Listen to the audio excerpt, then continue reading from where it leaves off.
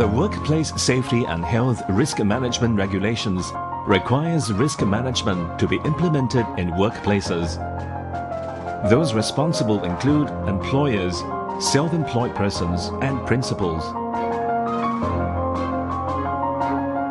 Before work can begin, risk management must be done. It starts with identifying risks in work areas. After that, measures must be taken to eliminate or reduce the risks. Everyone involved in the work must know about the risks and the measures taken. In the new safety and health landscape, risk management is critical as it helps to reduce workplace risks at source. In this video, we'll show you how risk management can apply to an example: paintwork in a confined space.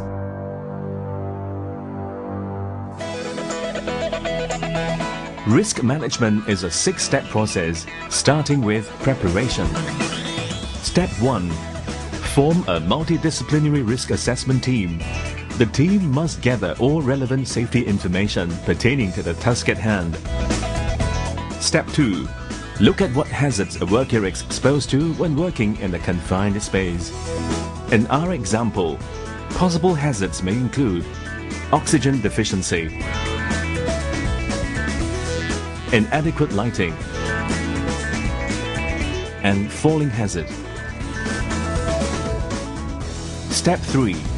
Determine the risk level of these identified hazards based on 2 factors: the likelihood of an accident occurring as a result of the hazards, and the severity of the accident if it happens. Step 4. Decide which risk control measures to take so as to eliminate or reduce the risks. For a confined space, controls may include elimination, which involves covering up of the lighting hose with metal strips to prevent falling hazards; substitution, which replaces toxic paints with non-toxic paints for spray painting works to reduce the risk of fires; engineering control, which uses a mechanical ventilation system; administrative control, which involves 4 possible areas. 1. Implementing safe work procedures such as an entry permit. 2. Performing bomb tests using the gas detector. 3. Have a second person keep watch outside the confined space. 4. Gas test the atmosphere before entering. Finally, the use of personal protective equipment as a control measure. This involves selecting and using appropriate safety boots, helmet, and breathing apparatus.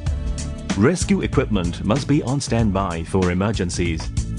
With risk control measures implemented, the likelihood of the accident occurring is lowered from frequent to occasional or remote. This in turn reduces the risk from high risk to medium or even low risk. Step 5 of risk management involves keeping proper records. Details recorded include identified hazards, risks, existing control measures, implementation schedule, action officers, and follow-up dates. The last but most important step 6 is about implementation and communication. Everyone exposed to the risks must be informed of the nature of risks and how they can work safely. Failure to implement risk management carries a maximum fine of $20,000 and/or 12 months jail. To help small and medium enterprises get started on risk management, the Ministry of Manpower has set aside a Risk Management Assistance Fund. Companies with 200 or less employees are eligible and can get started by sending at least 2 supervisory staff for a risk management course. Interested companies can get more information from the Ministry of Manpower website at www.mom.gov.sg and get in touch with the listed Risk Management Assistance Fund agents for help.